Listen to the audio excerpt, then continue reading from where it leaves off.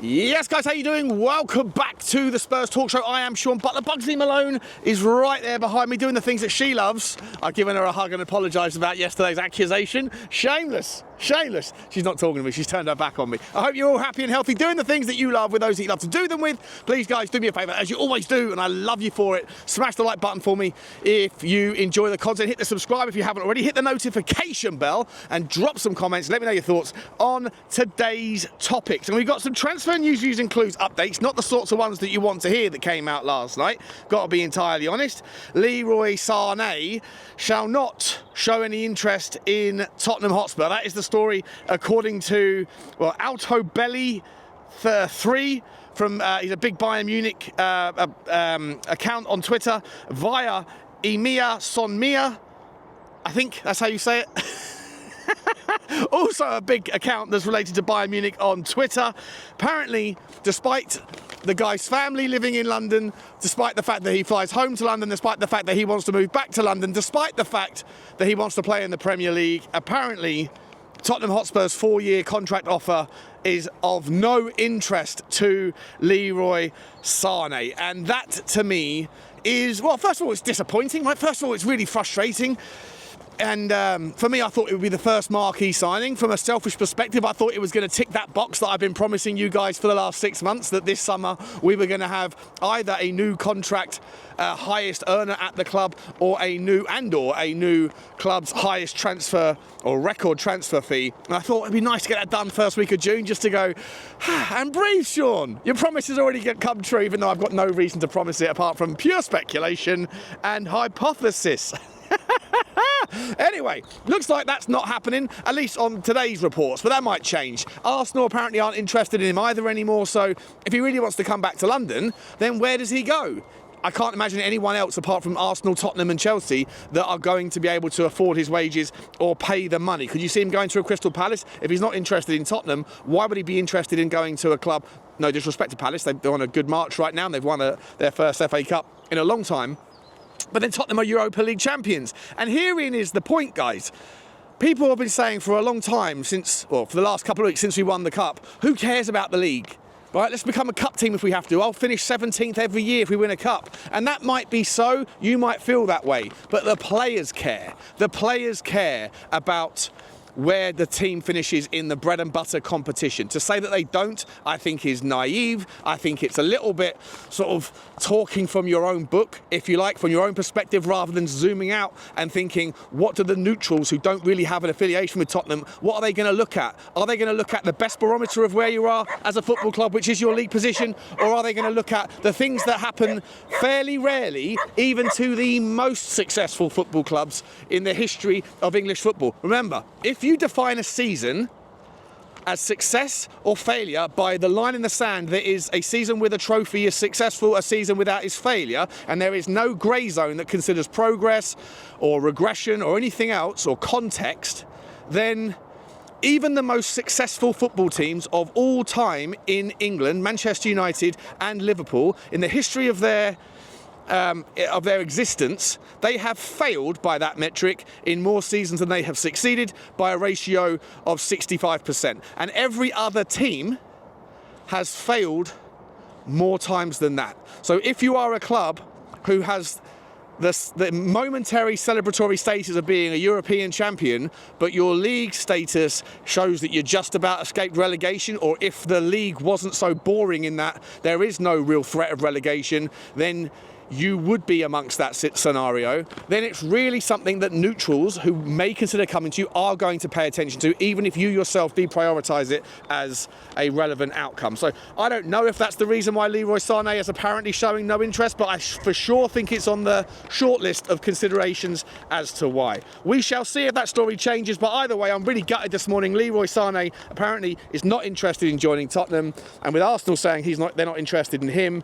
allegedly, and also Chelsea, well, despite the fact that they have moved on from Jadon Sancho, who's returned back to Manchester United and may be looking for climates new, maybe they will go for Chelsea. Maybe that's the story. Maybe Chelsea will emerge now. But until recently, I've always thought that Chelsea have got more wingers than Nando's.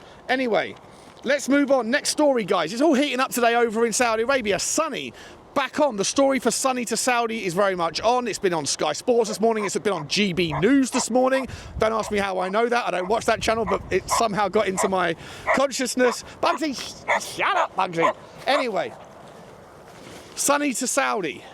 Why? How? Well, we know Bruno Fernandes has turned down the chance. 700 grand a week. He was offered £100 million. Manchester United were offered.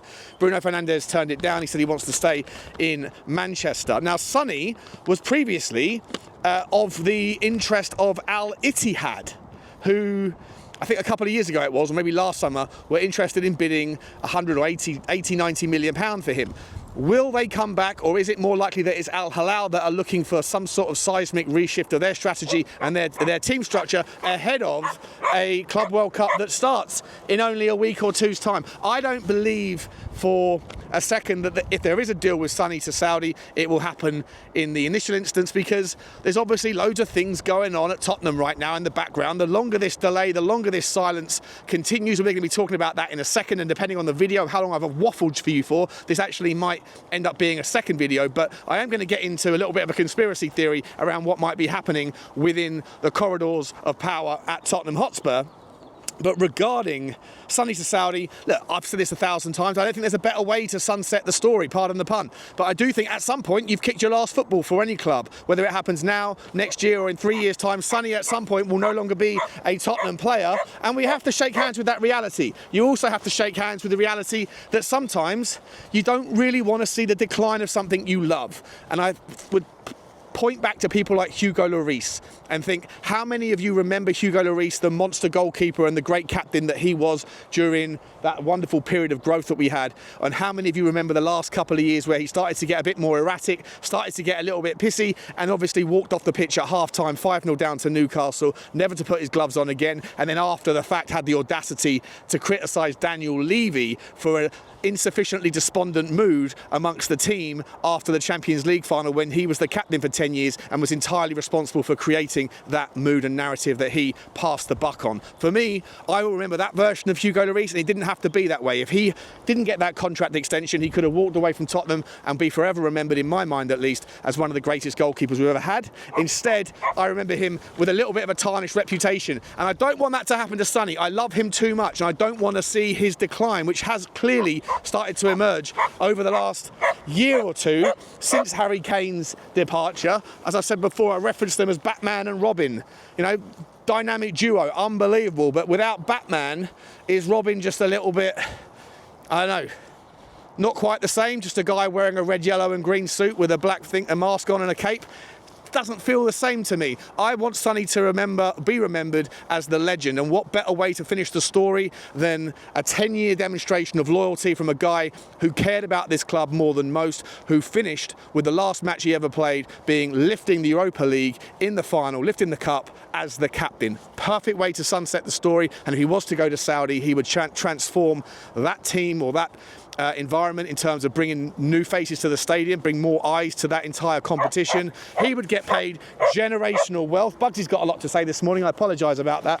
And also Tottenham could command a lovely fee that we wouldn't be able to get from anyone else, that would be able to then be put back into the cycle, and eventually, when all of this backroom stuff is figured out, we can get back to business, if there's any low-hanging fruit left on the tree, and do some business with that money. So for me, it's a perfect story as long as he's happy. But like I say, if the plan was to get it done with an Al Hilal move following the Bruno Fernandes rejection before the Club World Cup, I would be surprised. I think this sort of thing might drag on a little bit. We know what Daniel Levy's like. Is Daniel Levy even back from holiday yet? Is he even pulling the strings at the moment? We don't know. I'm going to come to that conspiracy in just a second, so hang around. A little bit of other transfer news before we get to though. Quinton Timber, Feyenoord captain, absolute baller of a player. I've spoken about him for many a month on this channel. I love him. I think he's awesome. I think he's is it the brother or the cousin of Jurrien Timber, obviously the Arsenal player. Arsenal are also interested in him.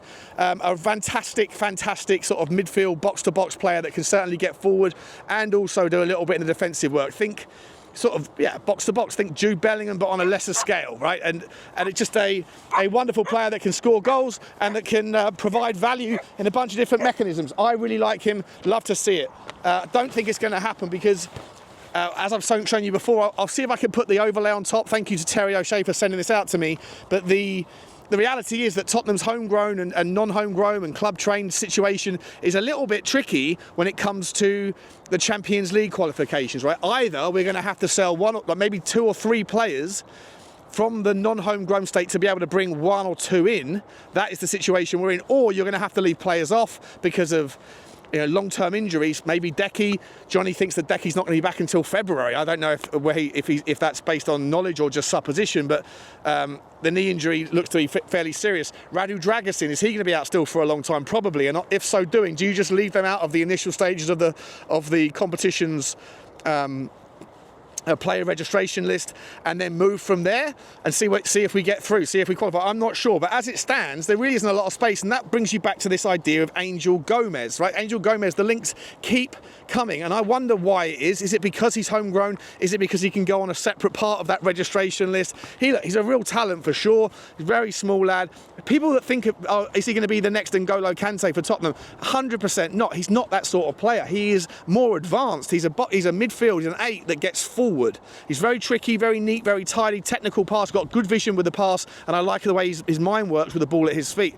But is he the sort of player that we really need when you already have, at the current stage, Bentancur, Berghvall, Kulusevski, who can drop into that role, Maddison, who can also float because he's more of a deeper creative player these days, at least in a Tottenham shirt?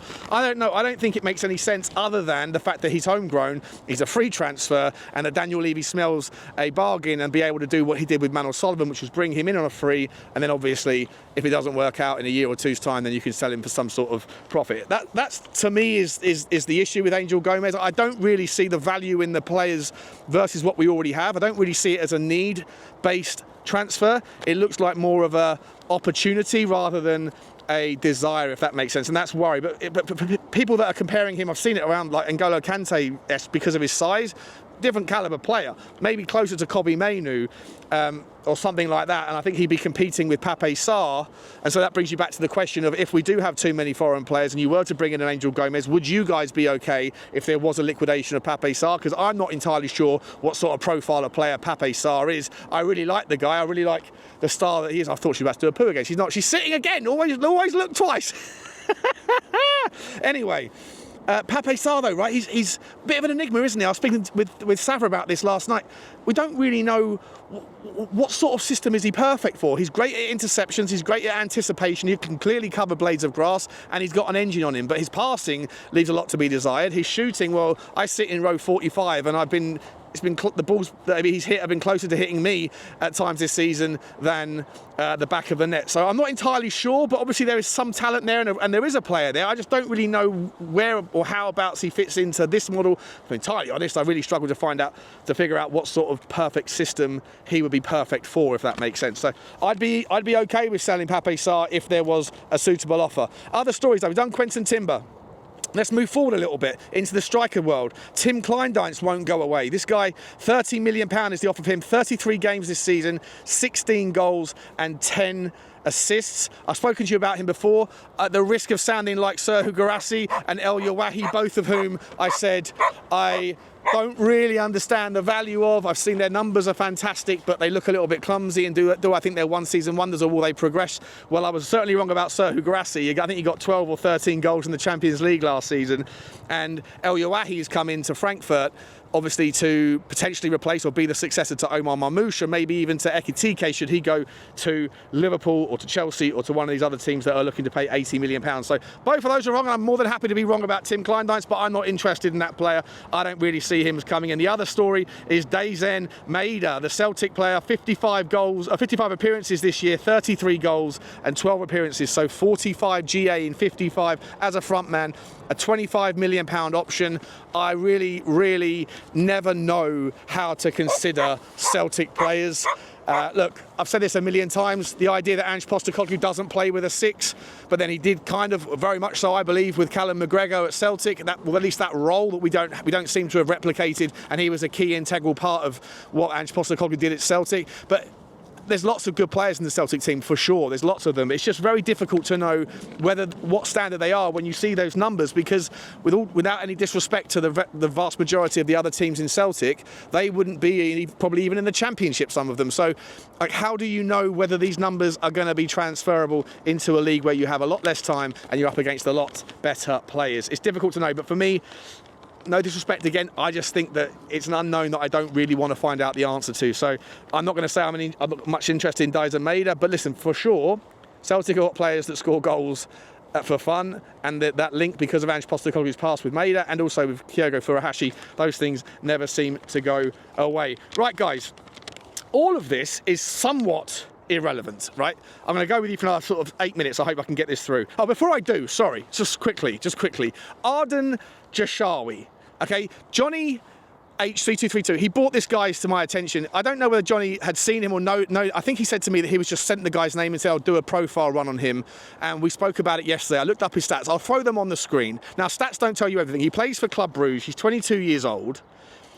And I'll be honest, like, I hadn't heard of him, hadn't seen him before. I've subsequently run him through the Y-Scout tool.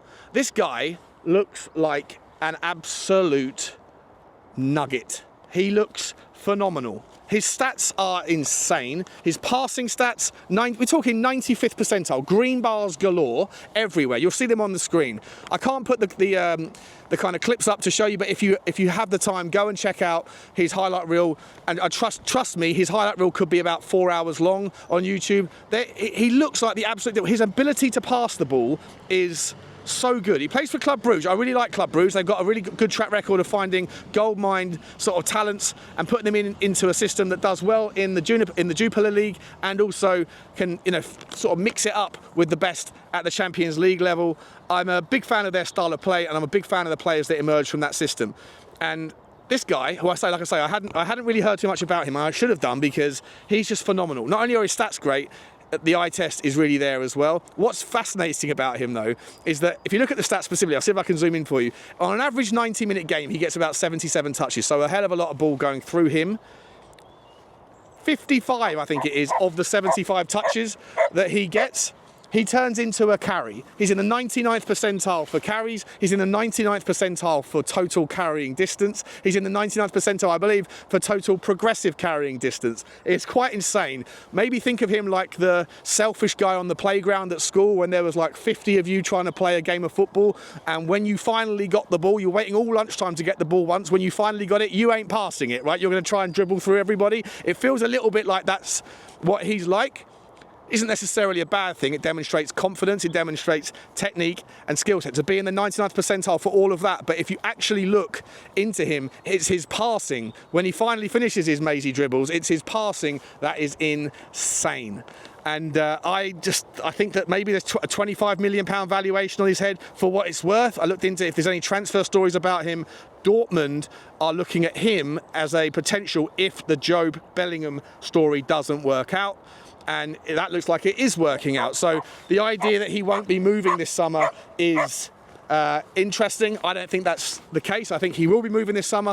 Think back to Arthur Vermeeren. I spoke about Arthur Vermeeren all last summer. He ended up going to Atletico Madrid. What a wonderful player he's going to be, and he already is. There's a lot of these gold mines of value and talent in some of these pockets of Central European countries, and the leagues in there. Never write them off. I think this guy is going to be a good one. Johnny pointed it out to me. Thank you, Johnny, for sharing that name, and we're going to keep an eye on that story. Maybe he is the name that we should be looking at as a someone to mix it in and mix amongst our group of youth or younger players. But I think he could be someone that could solve a few problems for us. Anyway, guys, because I've been going for 18 minutes, I'm going to leave this here. But watch out for another video that's coming out, because I've got to talk to you about the conspiracy theory that I've got percolating in my head regarding Tottenham Hotspur and the boardroom shenanigans that are afoot. If you like this video, please smash the like, smash the subscribe, hit the notification bell, definitely drop a comment. And also, if you are someone that likes to listen to Tottenham or football content on podcasts, I am on Spotify as well. Look for Spurs Talk Show. The link is in the description, and I'll see you in the next one. Like, subscribe, and comment. And as always,